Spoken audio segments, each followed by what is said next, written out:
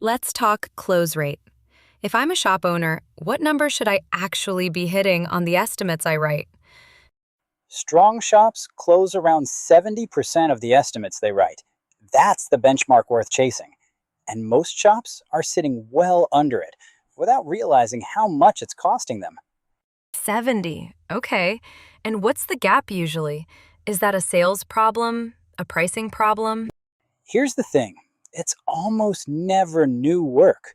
The gap between where you are and 70% is margin you already earned. You inspected the car, you found the worn brakes, you wrote it up.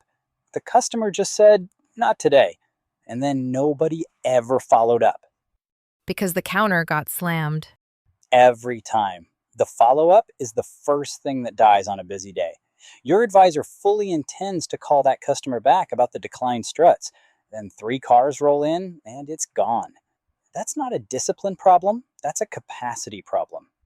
So somebody tells you, I'll think about the second thing, and walks out. And that's just over. Usually, yeah, and it shouldn't be. That declined line item is the warmest lead you will ever have. They're already your customer. The car already has the problem. You just have to come back around. So what does the crew actually do here, concretely? The fix is boring, and it works. Same day, a text goes out on the declined work. Friendly, specific, no pressure. Then a second touch about 48 hours later. The retention agent runs that on every declined job, automatically, so it happens whether or not the counter was slammed. And it knows what was actually declined? It's not just blasting, hey, come back. Right. It's pulled from the actual estimate.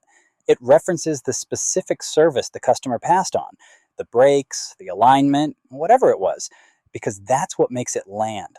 Generic, we miss you texts get ignored. The specific one gets a reply. Does this work on the sales side too, or just service? Both. On the showroom side, it's the same muscle.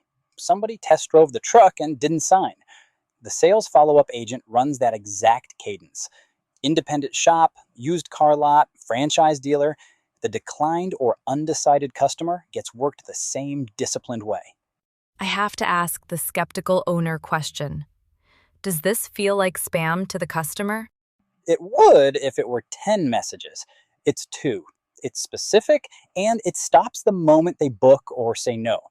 You set the tone, and you can run it in approve mode at first, so you see every message before it sends. Once you trust it, you let it run on its own. So the owner stays in control of the voice. Completely. That was non-negotiable for me when we built it.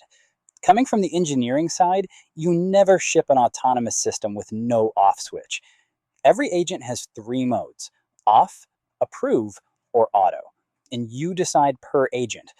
The follow-up runs on your terms. And the payoff is just that 70% gets closer. Without you chasing a single one of them. The close rate climbs because the work you already earned stops slipping through the cracks. See it live, no login, at autoadvisorpartners.com/demo.